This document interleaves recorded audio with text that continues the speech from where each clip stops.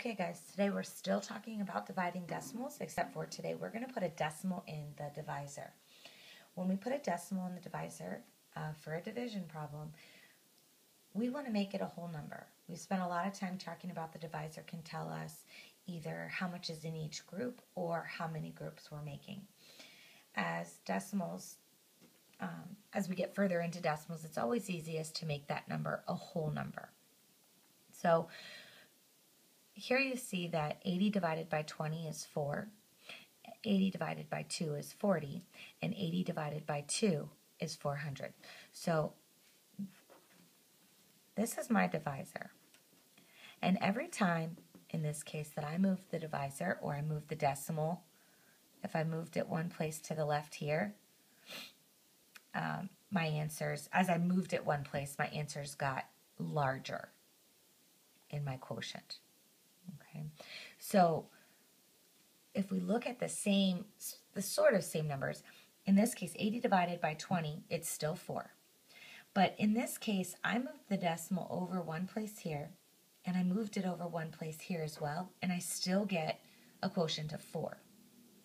In the bottom set of numbers, I moved the number over twice. It was 20 and I moved it once, twice, and it was 80 and I moved it once, twice. And I still get a quotient of 4. So as long as I move the decimal in both the dividend and in the divisor, I'm going to get the same quotient. So with that being said, we are going to take a look at different math problems. And in this first problem of 72 3/10 divided by 3/10, as we move the decimal, we're always going to move it, we're looking at the divisor, and we always want to make the divisor whole. Okay, and so we're going to multiply by a power of 10 in order to do that. So in this case, in order to make the 3/10 whole, I'm going to have to multiply it by 10 to the first power. If I move this decimal 10 to the first power, I also need to move this one 10 to the first power. So my actual problem is going to be 723 divided by 3. That problem is much easier, and we all can divide our whole numbers. So I'm going to go ahead and do that, and then we'll check our answer to see if it's correct. So 3 can go into 700 200 times, which gives me 600. And I'm left with 123. 3 goes into 123 about 40 times, giving me 120. And 3 goes into 3 one time.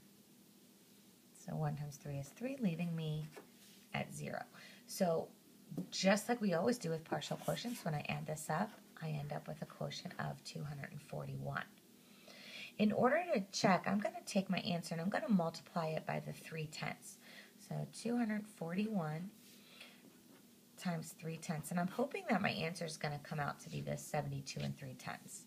So 3 times 1 is 3, 3 times 4 is 12, 3 times 2 is 6, plus 1 is 7.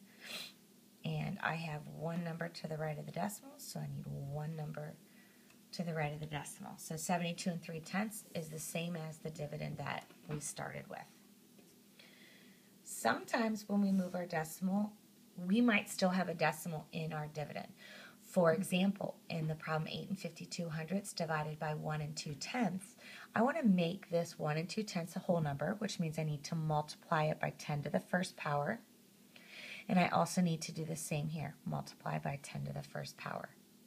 So my new problem is 85 2/10 divided by 12. You already know how to do this. This is what we did in class on Monday.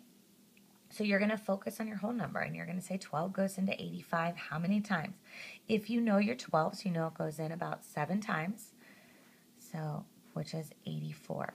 Remember that the important thing is to keep everything lined up. So 2 minus 0 is 2. 5 minus 4 is 1, leaving me with 1 2/10. I know that 12 times 1 is 12. That means that 12 times 1/10 is 1 2/10, which is what I'm looking for here.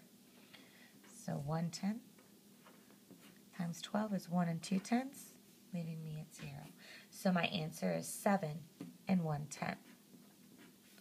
Again, we're going to check that, and we're going to do 7 1/10 times 1 2/10.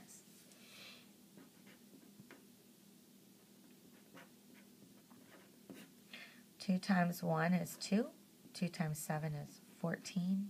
0, 1, 7.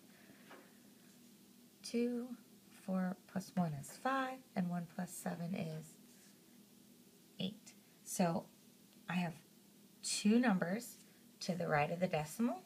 So 1, 2. I have two numbers to the right of the decimal. So 8 52/100 is exactly the same as our dividend, so we know we did that problem correctly. Sometimes when we make our divisor a whole number, we end up needing to add zeros to our dividend. So when I take this 400ths and I want to make it a whole number, this time I have to multiply by 10 to the second power, giving me 4. And if I multiply 6 8/10 times 10 to the second power, I need to make that 680. So we can divide this problem. 4 can go into 600 or 68, 680. So I know about 100 times. Subtract. 4 can go into 280 about 70 times. And so my answer is 170. And again, in order to check that, we're going to come down and we're going to do 170 and multiply it by 400ths, because that's what our original divisor was. 4 times 0 is 0. 4 times 7 is 28. 4 times 1 is 4. 5, 6. And I have two numbers to the right of the decimal, so I need two numbers to the right of the decimal, giving me 6 8/10 or 6 80/100, which is exactly what our dividend was. So when we when we divide decimals and we have a decimal in our divisor, you need to make your divisor a whole number, and however many times you had to multiply by a power of 10 in the divisor, you need to do the same thing in your dividend. Always, always, always check your work with multiplication to make sure that your answers match up.